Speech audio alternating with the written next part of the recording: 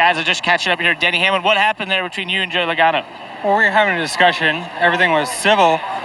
And then like Joey does, he does a little, push and then runs away. So that's Joey. He's scared. He said, "Do you want to go?" I said, "Yes, I'm here." But then he runs away, so. What was the altercation on track that led to it?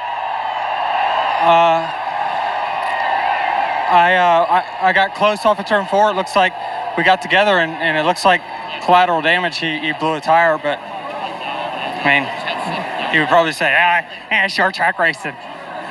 You gonna try and find him after this? No, I don't need to find him.